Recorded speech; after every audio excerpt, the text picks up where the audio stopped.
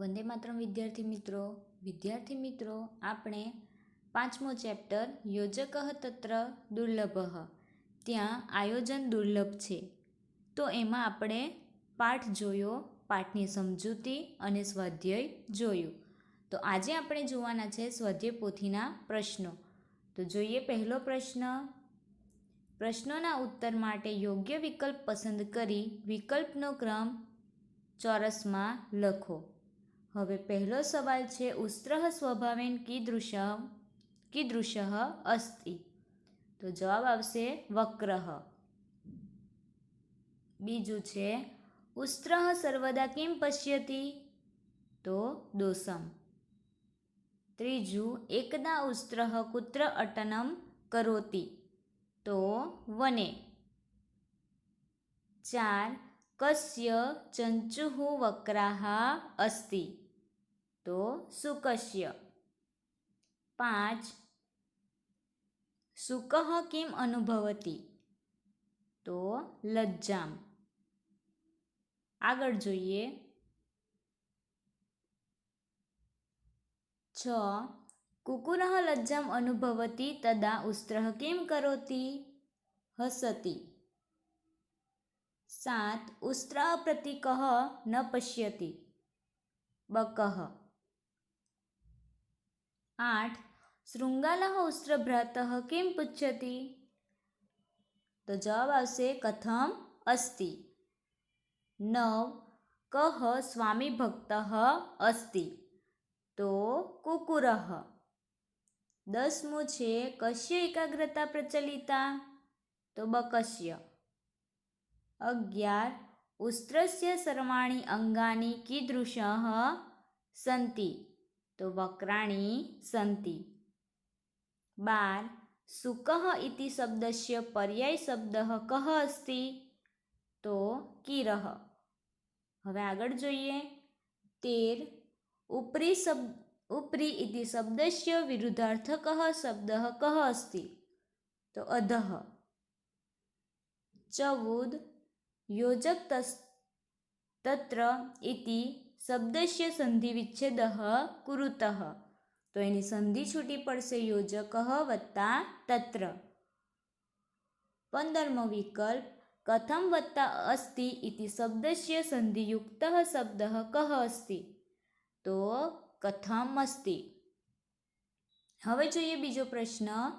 તો નીચે આપેલા સંસ્કૃત શબ્દની સામે આપેલા ગુજરાતી અર્થમાંથી ખોટા અર્થ પર છેકો મારો. હવે વિદ્યાર્થી મિત્રો, અહીં હું તમને સાચા અર્થ કહીશ. અહીં ખોટા શબ્દ પર છેકો માર્યો જ છે. તો વક્રઃ વાંકું, ચંચુઃ ચાંચ, પુચ્છમ પૂંછડું, દ્રષ્ટવા જોઈને, ગ્રીવા ગરદન, ડોક, શક્નોતિ શકે છે, બકઃ બગલો, શુકઃ પોપટ. હવે જોઈએ પ્રશ્ન 3. સંસ્કૃતમાં સમાનાર્થી શબ્દ લખો. તો પહેલું છે ગ્રીવા. તો કંઠઃ. બીજું છે કુકુરઃ. તો શ્વાનઃ સારમેય શુનકઃ. ત્રીજું છે પ્રયોજનમ હેતુ ઉદ્દેશઃ. ચોથું છે વૃક્ષઃ પાદપઃ તરુઃ દ્રુમઃ. હવે જોઈએ આગળ. 4 સંસ્કૃતમાં વિરુદ્ધાર્થી શબ્દ લખો. દુર્લભઃ સુલભઃ, વક્રઃ સરલઃ, સાર્થકઃ નિરર્થકમ, હસ્તિ રોદિતિ. હવે જોઈએ પ્રશ્ન 5. નીચેના ખરા વાક્યની સામે ખરાની અને ખોટા વાક્યની સામે ખોટાની નિશાની કરો. તો પહેલું છે શુકઃ સ્વભાવેન વક્રઃ અસ્તિ. તો ખોટું આવશે. બીજું શુકસ્ય ચંચુઃ વક્રાઃ અસ્તિ. તો ખરું. ત્રીજું બકઃ મનુષ્યવાણીમ વક્તુમ શક્નોતિ. ખોટું. 4 શુકસ્ય એકાગ્રતા પ્રચલિતા અસ્તિ. ખોટું. 5 ઉસ્ત્રઃ મરુભૂમ્યાઃ નૃપઃ અસ્તિ. તો સાચું. હવે જોઈએ પ્રશ્ન 6. નીચેની સંધિ છોડો. તો અમંત્રમ અક્ષરમ, તો અમંત્રમ વત્તા અક્ષરમ. બીજું છે મૂલમ નૌષધમ, મૂલમ વત્તા અનૌષધમ. હવે 7મું છે નીચેની સંધિ જોડો. બકઃ વત્તા અસ્તિ, બકોસ્તિ. બીજું છે કિમ વત્તા અપી, કિમપી. હવે પ્રશ્ન 2 જેવો જ છે. પ્રશ્ન 8. નીચે આપેલા ગુજરાતી શબ્દોની સામે આપેલ સંસ્કૃત અર્થમાંથી ખોટા અર્થ પર છેકો મારો. અહીં ખોટા અર્થ પર છેકો માર્યો જ છે. કહે છે તો કથયતી, આ સાચો અર્થ છે અને આપણે શું કરવાનું છે? ખોટા અર્થ પર છેકો મારવાનો છે. ત્યાર પછી અહીં છે બોલવા માટે. ચોથો શબ્દ છે બોલવા માટે, તો વક્તુમ. હવે જોઈએ ઊંટભાઈ ઉસ્ત્રભ્રાતઃ, બરાબર, સારું, તો સમીચીનમ. ચોથો શબ્દ આપણે જોઈ ગયા છે. 5મું રણ પ્રદેશના, તો મરુભૂમ્યાઃ. હેતુ ઉદ્દેશઃ પ્રયોજનમ. તો જોઈએ પ્રશ્ન 9. કૌંસમાં યોગ્ય શબ્દ પસંદ કરી ખાલી જગ્યા પૂરો. તો ઉસ્ત્ર સ્વભાવે, ઉસ્ત્ર ખાલી જગ્યા વક્રઃ અસ્તિ. તો શું આવશે? સ્વભાવેન.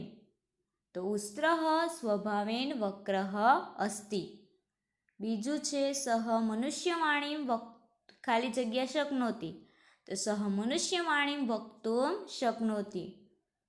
બીજું યોજક તત્ર ખાલી જગ્યા, તો યોજકઃ તત્ર દુર્લભઃ. તો હવે જોઈએ પ્રશ્ન 10. બંધ બેસતા જોડકા ગોઠવો. તો બકઃ, તો શું આવશે? ઉસ્ત્ર પ્રતિ ન પશ્યતિ, બી.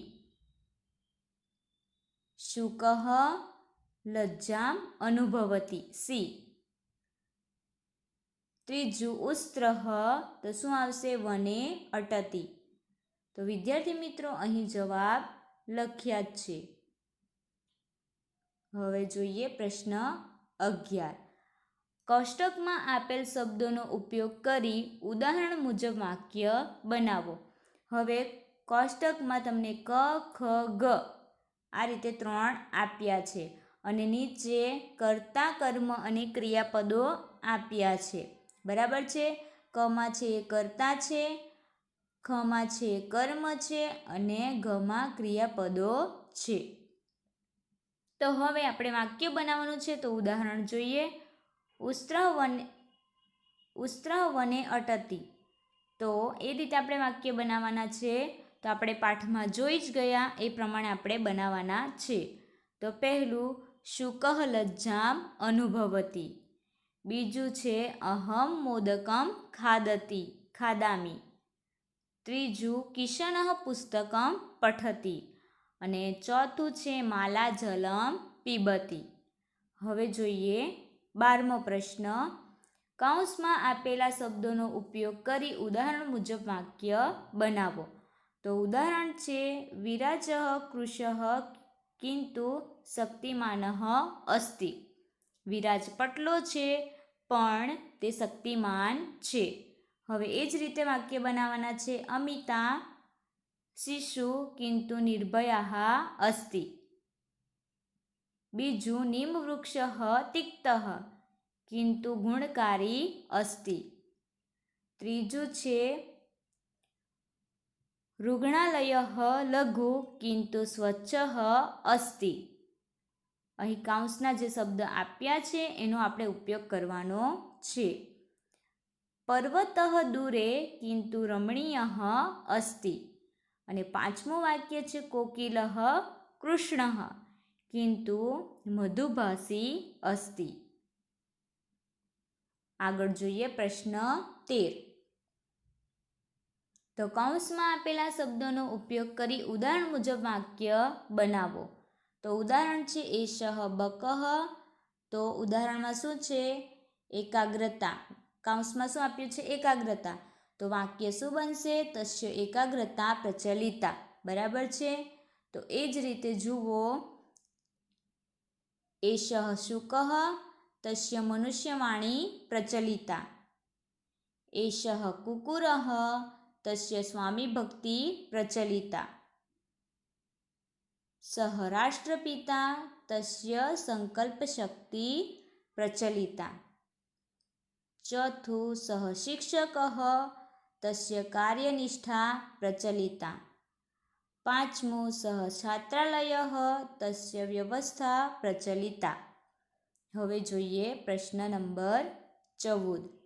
તો નીચે આપેલા પ્રશ્નોના ઉત્તર ગુજરાતીમાં લખો.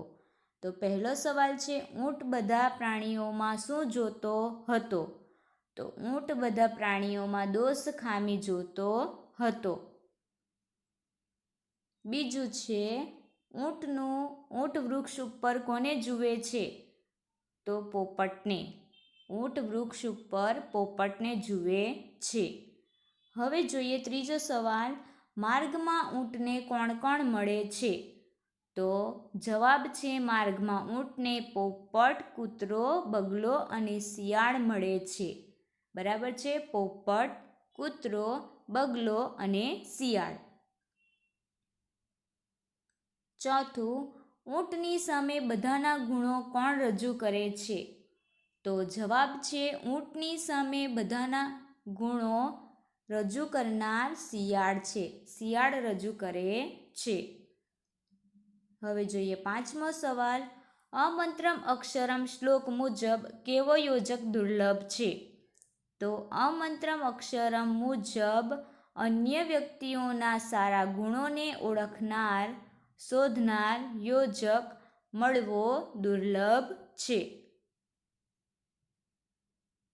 તો આ થયા આપણા ગુજરાતી પ્રશ્નો. હવે જોઈએ આપણે સંસ્કૃત પ્રશ્ન નંબર 15. નીચે આપેલા પ્રશ્નોના ઉત્તર સંસ્કૃતમાં લખો. તો પહેલું છે, ઉસ્ત્રઃ શુકમ કિમ કથયતિ? તો જવાબ આવશે, ઉસ્ત્રઃ શુકાય કથયતિ હે શુકઃ તવ ચંચુ વક્રા અસ્તિ. બીજું છે, કસ્ય પૃચ્છમ વક્રમ અસ્તિ? તો જવાબ આવશે, કુકુરસ્ય પૃચ્છમ વક્રમ અસ્તિ. ત્રીજું, કસ્ય ગ્રીવા વક્રા અસ્તિ? તો બકસ્ય ગ્રીવા વક્રા અસ્તિ. 4, શુકઃ કિમ વક્તુમ શક્નોતિ? તો શુકઃ મનુષ્યવાણીમ વક્તુમ શક્નોતિ. 5 છે, કઃ મરુભૂમ્યા નૃપઃ અસ્તિ? તો ઉસ્ત્રઃ મરુભૂમ્યા નૃપઃ અસ્તિ. હવે જોઈએ પ્રશ્ન 16. નીચે આપેલા ગદ્યખંડોનો માતૃભાષામાં અનુવાદ કરો. તો પ્રથમ હું સંસ્કૃત વાંચું છું. તો ઉસ્ત્રઃ વદતિ સ્વાસ્થ્યમ સમીચીનમ કિંતુ અન્યતઃ કિમપી સમીચીનમ નાસ્તિ. શુકસ્ય ચંચુ વક્રા, કુકુરસ્ય પૃચ્છમ વક્રમ, બકસ્ય ગ્રીવા વક્રા. તો હવે અનુવાદ જોઈએ. ઊંટ બોલે છે, સ્વાસ્થ્ય તો સારું છે, પરંતુ બીજું કંઈ પણ બરાબર નથી. પોપટની ચાંચ વાંકી, કૂતરાનું પૂંછડું વાંકું અને બગલાની ડોક વાંકી છે. હવે બીજું જોઈએ. તો ભવતઃ સર્વાણી અંગાની વક્રાણી સંતિ, કિંતુ ભવાન મરુભૂમ્યાઃ નૃપઃ અસ્તિ.